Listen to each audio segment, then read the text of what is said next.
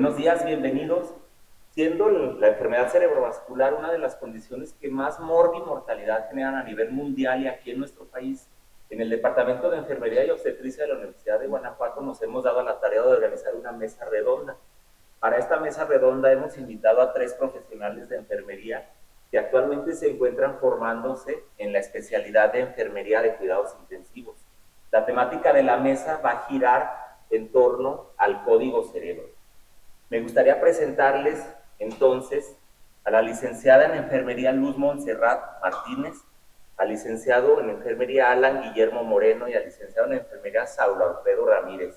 Ellos van a ser el día de hoy nuestros expertos en el tema y me gustaría darles la bienvenida también a ellos e iniciar pidiéndole por favor a Alan Guillermo que nos ofrezca un panorama general sobre el accidente cerebrovascular en nuestro país. Adelante, por favor, Alan. Ok, antes que nada, pues muchas gracias, profe, por la invitación. Gracias a la Escuela Universidad de Guanajuato por prestarnos la instalación. Como bien sabemos, doctor, primero pues definir lo que es el evento cerebral vascular. Sabemos que la OMS lo define como un síndrome clínico que se caracteriza por su rápido desarrollo en cuanto a sus signos y síntomas. Es que corresponde a una afección neurológica de tipo focal y muchas veces también puede llegar a ser global. Persiste, si llega a persistir por más de 24 horas y que conduce a efectos de gravidez o incluso a veces hasta la muerte.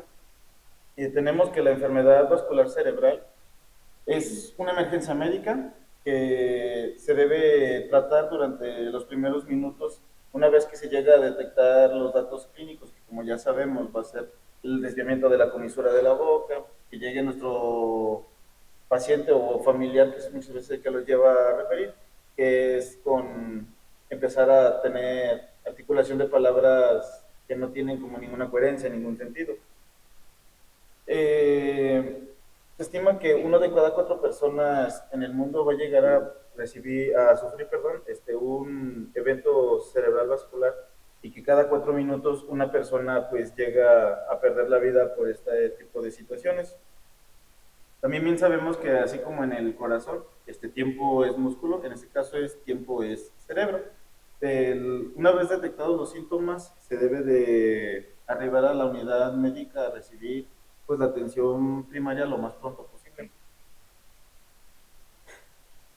También tenemos que 8 de cada 10 eventos cerebrales pues son producidos por factores de riesgo modificables. Si bien sabemos que en México, dentro de las principales enfermedades que son las metabólicas y crónico-degenerativas, como es la diabetes y la hipertensión, todos estos son factores que llegan a ser modificables con hábitos de vida, hábitos alimenticios, ejercicios, dietas y demás. Una vez dicho esto, también tenemos factores que son condicionables, como es el consumo de tabaquismo, alcoholismo y drogadicciones, que son puntos que podemos en todo momento modificar. En México tenemos bien entendido que el evento cerebrovascular es la séptima causa de muerte en nuestro país en lo que fue en el 2021, en plena temporada de pandemia. Tenemos datos con cierto sesgo por la eventualidad que esta nos contrajo, pero pues aún así estos datos fueron arrojados por el INEGI. Tenemos también que hubo 37.453 fallecimientos, la mayoría siendo una predominancia en hombres mayores de 65 años. En nuestro país existen alrededor de 118 casos por cada 100.000 habitantes. Esto quiere decir que es un aproximado de 170.000 nuevos casos al año. Tenemos también que en cultura, pues nuestro hábito, pues en población mexicana siempre ha sido muy tendiente a que el niño gordito es el niño feliz. Entonces tenemos un gran acervo cultural el cual tenemos que ir modificando por todas las cuestiones que esto nos lleva, ya que muchas veces se está viendo cada vez más en auge en las enfermedades cerebrovasculares en pacientes cada vez más jóvenes.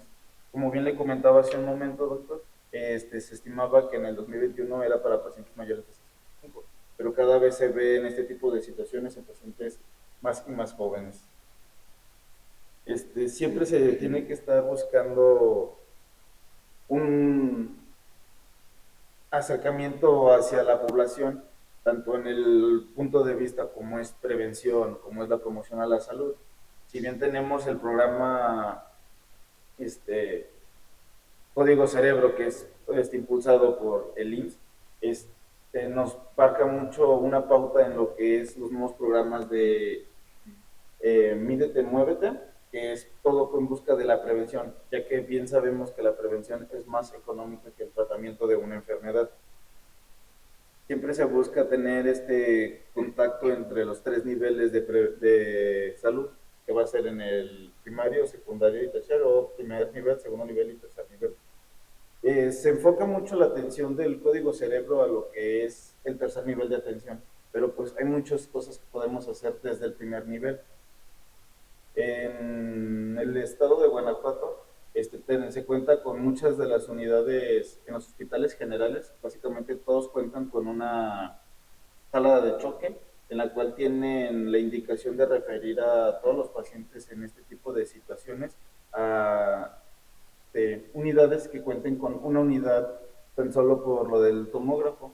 En el hospital en el que yo laboro, que es el Hospital General de León, contamos con una sala de choque con 5 camas, con sala de tomografía, para poder implementar de manera más apegada a lo que es el código cerebro, para recibir una atención dentro de los primeros 60 minutos a la llegada del paciente, que ya se cuente con una imagen diagnóstica para tener un acercamiento a También se tiene el impulso de lo que es tener dentro de la ventana de atención, que es 4.5 horas, desde los inicios o síntomas del paciente que llega a presentar evento cerebral vascular, que es la terapia crinolítica, para poder garantizar de cierta manera o minimizar las secuelas que puedan llegar a presentar los pacientes, ya que dentro de las afecciones que siempre va a haber en estos pacientes va a ser o la mortalidad o la discapacidad.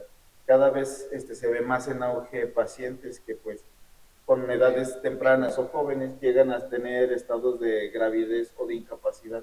Entonces, en forma de querer limitar estos daños, se busca optar por la terapia fibrinolítica temprana. Muchas gracias, Alan.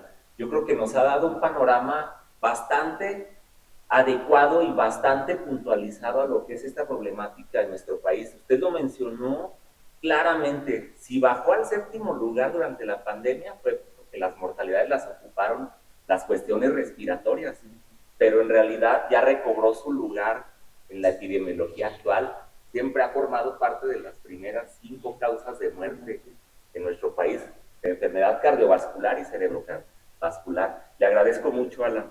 Gracias, doctor. Bueno, después de este panorama y antecedentes, la introducción a la finalidad de lo que es el Código Cerebro que nos dio el licenciado Alan, quisiera pedirle a la licenciada Luz Montserrat que por favor nos explique cuál es el funcionamiento hospitalario del programa, quién hace qué, en qué momento se hace o a qué se refiere este funcionamiento, a qué se refiere también pues las mnemotecnias que nos ayudan a guiar el acercamiento a estos pacientes, por ejemplo, la mnemotecnia de las Ds. Bueno, buenos días, vamos a darle continuidad a lo que mencionaba el compañero Alan. Bueno, tenemos que el código cerebro va a ser un conjunto de actividades que el personal de salud, el equipo multidisciplinario, va a llevar a cabo ante la llegada de un paciente con un posible EBC de manera inmediata. Tenemos que el EBC pues, va a ser una de las principales enfermedades que llegan al hospital. Al mencionaba el doctor, vamos a tener lo que son las 8 Ds. Esto va a empezar desde un ambiente prehospitalario en el cual se le da informe al hospital de la llegada de un paciente, el cual la dirección médica, que va a ser la principal encargada, va a informar a las demás jefaturas del hospital sobre el paciente, el cual se le va a informar desde lo que es vigilancia, camillería, laboratorios, servicios de imagenología, área de urgencias, área de hemodinamia, área de terapia intensiva. el cual en el caso, como en el primer contacto va a ser de urgencia, a la llegada del paciente se va a asignar roles al personal de salud. Va a haber un líder, el cual puede ser el médico urgenciólogo, que va a darle indicaciones a lo mejor al personal de enfermería para tener listas la sala de choque, tener la funcionalidad de las tomas de oxígeno, el carro de paro, tener un ventilador mecánico preparado ante cualquier situación. Las 8Ds, como les comentaba, comienza desde el ambiente prehospitalario. La primera sería la detección. La detección comienza desde que una persona ve a otra con síntomas y signos de posible EBC. La otra es el despacho, es el despacho al servicio de emergencias, el cual posteriormente va a llegar el servicio y va a hacer una valoración rápida donde va a triagear al paciente, va a dar informe al hospital y lo va a trasladar. Posteriormente, a la llegada del paciente, vamos a tener lo que son los datos. Se va a hacer una valoración en el hospital, nuevamente clínica, se van a hacer estudios de imagenología, se va a tomar una decisión respecto a los estudios de imagen, se va a iniciar un tratamiento fibrinolítico o una terapia endovascular y pues se va a tener una disposición, como ya les mencionaba, de una unidad hospitalaria. En este tiempo es muy importante tener agilidad en lo que vamos a hacer. Tenemos episodios de tiempo crítico, lo cual comienza desde al tener el contacto el paciente al hospital, la primera persona que va a tener contacto con el paciente es en el área de triage. Va a ser un médico que se encuentre en el servicio y la enfermera. El médico que se encuentre ahí va a iniciar con la valoración nuevamente. ¿Con qué valoración va a comenzar? Pues con la escala Cincinnati, con la escala de Paz. Nosotros como enfermeros vamos a rápidamente, igual con el médico, hacer nuestra valoración, toma de signos vitales, ya comunicarnos con el servicio de camillería para trasladar al paciente a la cama asignada en el área de choque. Ahí pues vamos otra vez nuevamente a monitorizar a nuestro paciente, vamos a dar un inicio con ABCDE. Mientras tanto, pues el doctor va a solicitar ya lo que es la tomografía. ¿Por qué? Porque, bueno, la tomografía simple se debe tomar en los primeros 10 minutos del comienzo de la llegada del paciente. Posteriormente, también vamos a buscar lo que es accesos vasculares para, si es necesaria, la terapia urinolítica. Ya cuando llevemos a nuestro paciente al ATAC, tenemos como un máximo de 20 minutos y también tenemos que tener, estar pendiente de los tiempos. Ya a la toma tenemos un periodo de 45 minutos para la interpretación y ver cuál va a ser el manejo. ¿Por qué? Porque en la tomografía nos vamos a dar cuenta si es un EBC isquémico o es un EBC hemorrágico. Al ser un EBC pues, hemorrágico, se va a trasladar a lo que es a la terapia de cuidados intensivos y se va a dar el manejo. Como ya sabemos, el EBC isquémico es el principal que se va a llevar en lo que es en el código cerebro. Entonces, posteriormente, tenemos 60 minutos para iniciar con lo que es la terapia fibrinolítica. ¿Qué es lo que vamos a administrar? Pues vamos a administrar lo que es la aterplaza. La aterplaza la vamos a administrar 0.9 miligramos con un máximo de 90 miligramos. Vamos a administrar lo que es el 10% en un bolo en un minuto y el resto de la infusión va a ser en una hora. Mientras administramos el medicamento, tenemos que estar valorando a nuestro paciente, tanto con la escala NIS, vigilar su presión arterial y vigilar datos de deterioro neurológico. Vamos a tener que, mientras se administra el medicamento, vamos a estar tomándole los signos vitales a nuestro paciente cada 15 minutos y va a seguir siendo así posterior en las 2 horas. En caso de que veamos un NIS mayor a 4 puntos, se va a suspender lo que es la terapia fibrinolítica, se va a mandar a nuestro paciente a un ATAC nuevamente para descartar que nuestro EBC isquémico se haya convertido en un EBC hemorrágico. Bueno, antes de esto también les quería comentar que el tiempo ideal para la administración es desde las 0 a las 3 horas, con un máximo de 4 horas y media. Si nuestro paciente tiene ya de 4 horas y media a 6 horas, lo ideal es tener una terapia endovenosa.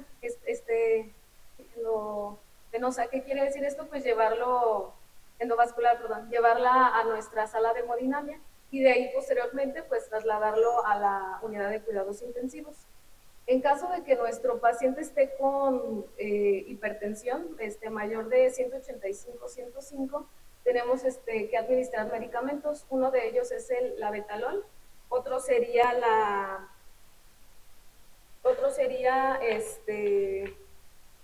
bueno, es el labetalol, es la plebidipina y la nicardipina. Esos serían los principales medicamentos.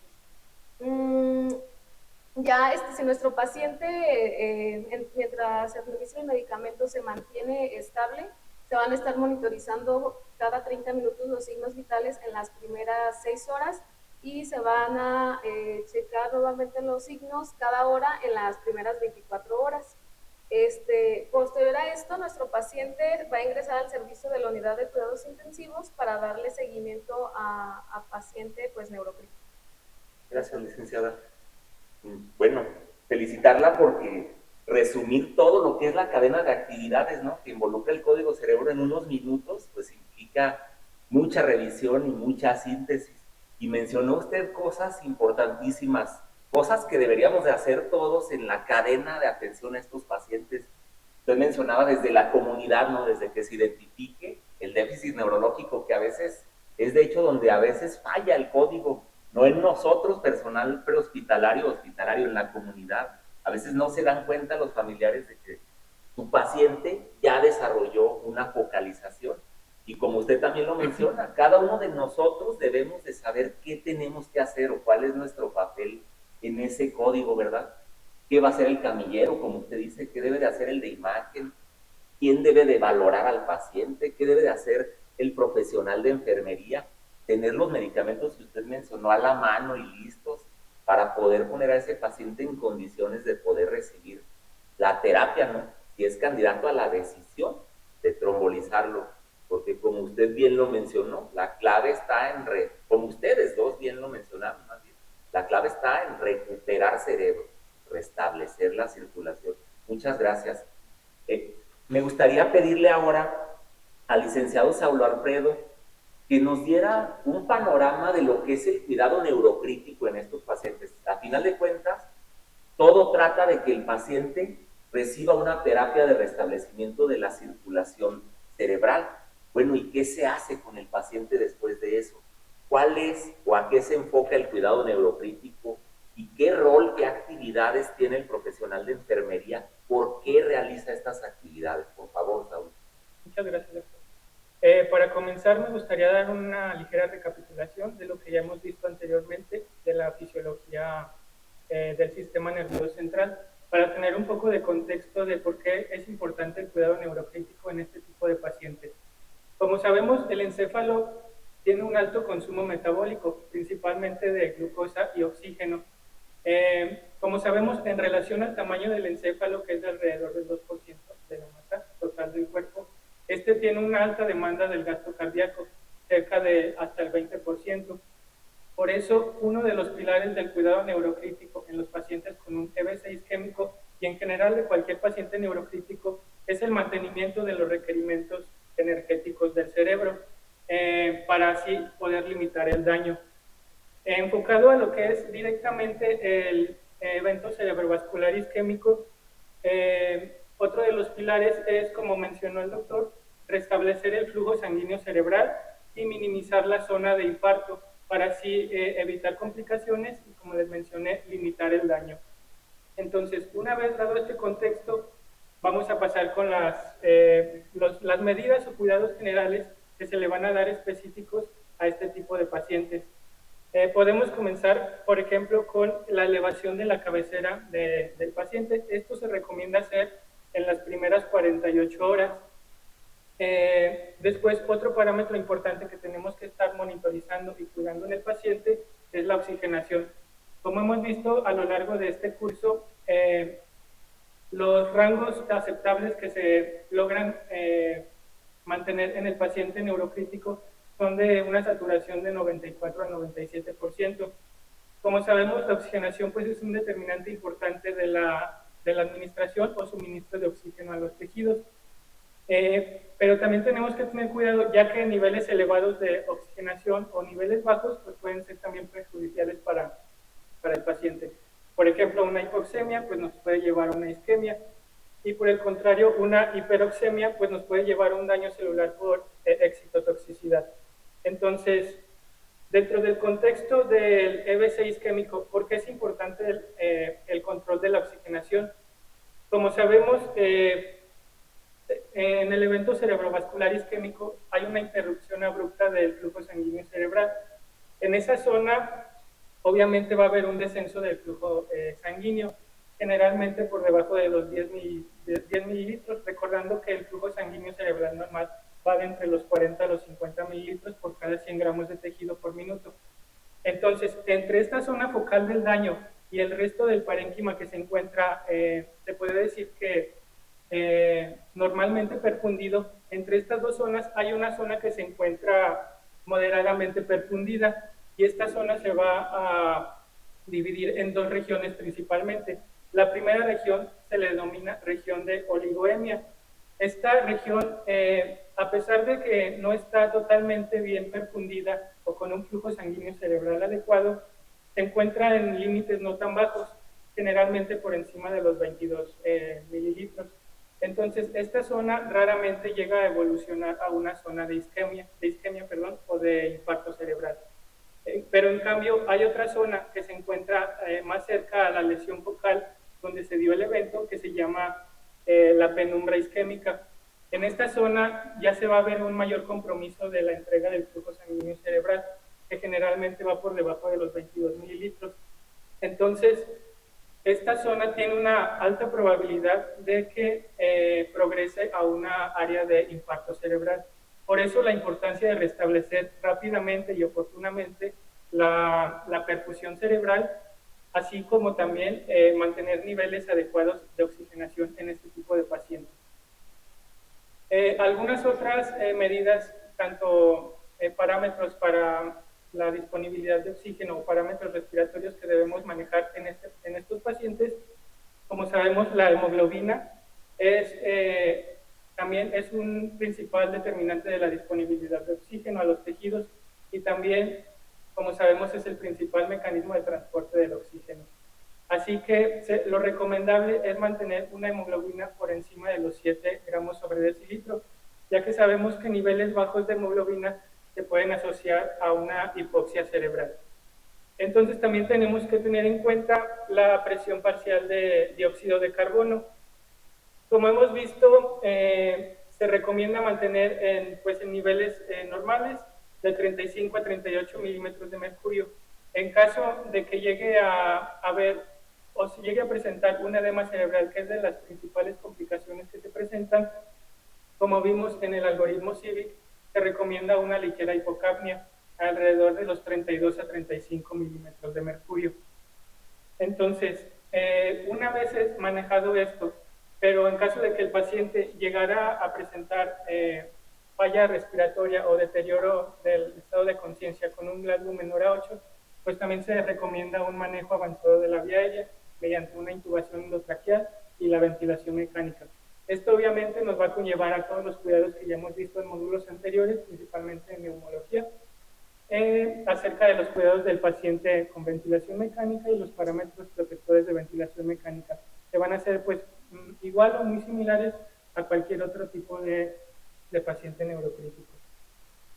Otro punto importante que debemos mantener o controlar y vigilar en este paciente es el manejo de la presión arterial. Como sabemos, la presión arterial es el principal determinante del flujo sanguíneo cerebral. Lo que se recomienda en estos casos pues, es una monitorización invasiva, de preferencia con una instalación de una línea arterial, para así pues, mantener bien vigilado a nuestro paciente.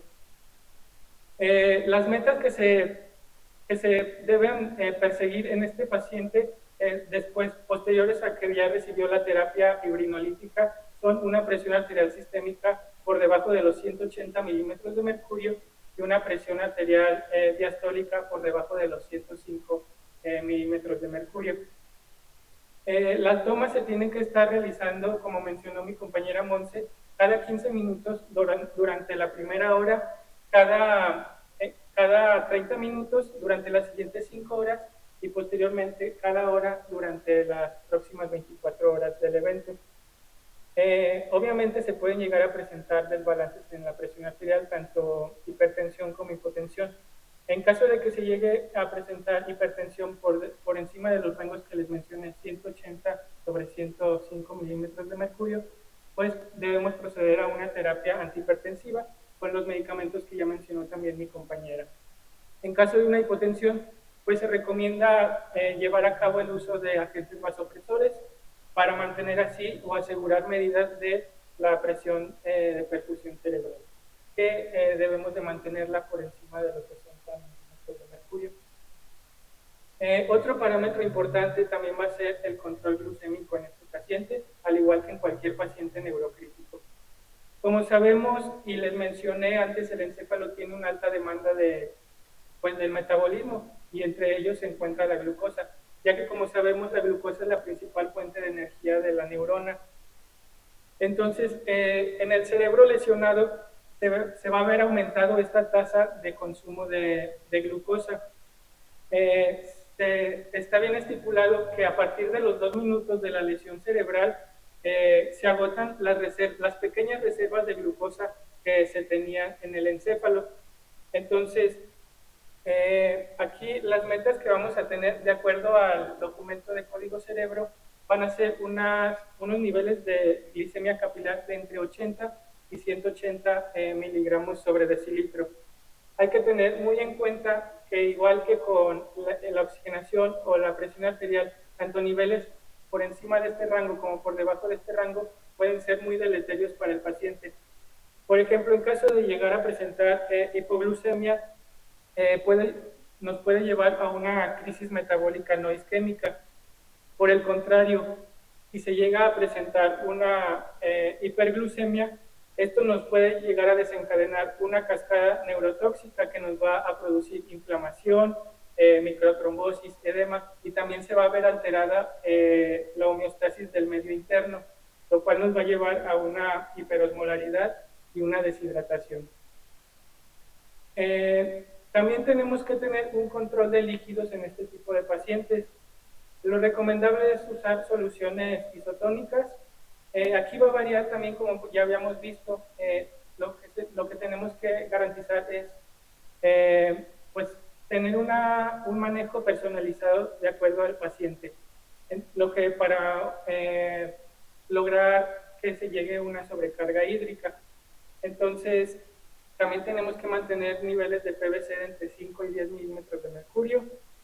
El uso de antiepilépticos se tiene que utilizar solo en caso de que se lleguen a presentar convulsiones.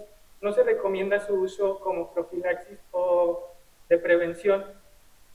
En cuanto a la temperatura, también tenemos que tratar la temperatura por encima de los 38 grados, ya que la elevación de la temperatura en los pacientes con EBC isquémico generalmente se da por una reacción inflamatoria sistémica posterior a la lesión cerebral, y la elevación de la temperatura se va a asociar con aumento en la presión intracraneal, la hipoxia y en general un peor resultado para el paciente.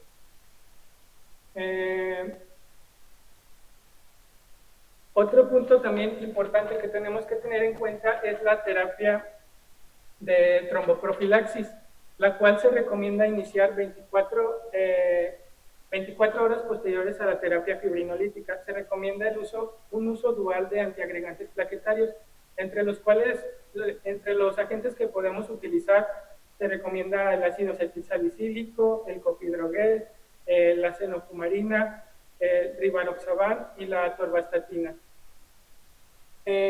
Como les mencioné, una de las principales complicaciones que se pueden llevar a cabo en este paciente es el edema cerebral. Entonces tenemos que estar muy monitorizando este parámetro. Tenemos que evitar el uso de soluciones hiperosmolares, tenemos que vigilar las disnatremias, tenemos que el manejo de la hipertermia, la hipoxia, la hipercapnia. En caso de que se llegara a presentar edema cerebral, como ya hemos visto, pues llevar un manejo de este mediante el uso del algoritmo SIG, mediante todos sus pasos. Algunas otras intervenciones ya más generalizadas que se tienen que llevar en este tipo de pacientes con evento cerebrovascular isquémico son la evaluación, por ejemplo, de la disfagia mediante la escala RUS, y también tenemos que valorar la colocación de una sonda nasogástrica en caso de ser necesario. Tenemos que iniciar la dieta, se recomienda entre el segundo y el cuarto día. Tenemos que evitar los fármacos depresores del sistema nervioso central, como son los neurolépticos, las benzodiazepinas o los barbitúricos. También tenemos que llevar a cabo una prevención de infecciones asociadas al cuidado de la salud, prevención de trombosis venosa profunda mediante el uso de agentes como vendas elásticas o el uso de medicamentos como la enoxaparina subcutánea. También tenemos que llevar a cabo una prevención de las lesiones por presión. Esto va a ir de acuerdo a la clínica del paciente en caso de que se permita movilizar al paciente para así evitar la aparición de estas lesiones. También tenemos que realizar una protección gástrica y por último, pero no menos importante, se tiene que llevar a cabo una rehabilitación física temprana en este tipo de pacientes si no existe alguna contraindicación. Muchas gracias, Saulo. Pues acabamos de escuchar todo lo que es el fundamento científico y profesional, pues de lo que es el cuidado post-fibrinolisis en estos pacientes, ¿no? Yo creo que bastante claro nos queda el por qué hacemos las cosas, el por qué hacemos las cosas como las hacemos. No trabajamos con recetas de cocina y lo que acabamos de escuchar nos deja claro el por qué nuestras intervenciones, nuestras valoraciones y nuestras actividades son lo que son en la realidad. Bueno, deberían ser esto en la realidad. Yo creo que a veces mucha de la debilidad de esto es que como no vemos al paciente tan grave después de la fibrinolisis, a veces no lo ingresamos a terapia intensiva. Cuando usted nos acaba de decir por qué debe de estar en terapia intensiva y por qué le voy a valorar y cuidar todo lo que nos acaba de mencionar. Esa es la clave para que al final toda la cadena termine en un buen resultado final, en una recuperación aceptable del paciente, como también usted, Alan y Mon, se lo mencionaron hace rato. Fue la última intervención por parte de nuestros ponentes. La idea también de generar esta mesa redonda es obviamente que se difunda lo que ustedes hacen, el trabajo que ustedes hacen en las unidades de cuidados intensivos, en las salas de choque, en los hospitales, y la idea es difundirlo hacia el mismo departamento de enfermería y obstetricia y hacia la comunidad, porque para que el código cerebro funcione, como usted lo dice, todos los eslabones deben de estar sin interrupción. Esa es la clave del código cerebro. Muchas gracias a los tres por haber participado el día de hoy en esta mesa. Gracias también a los participantes que están como nuestro público y hasta la próxima.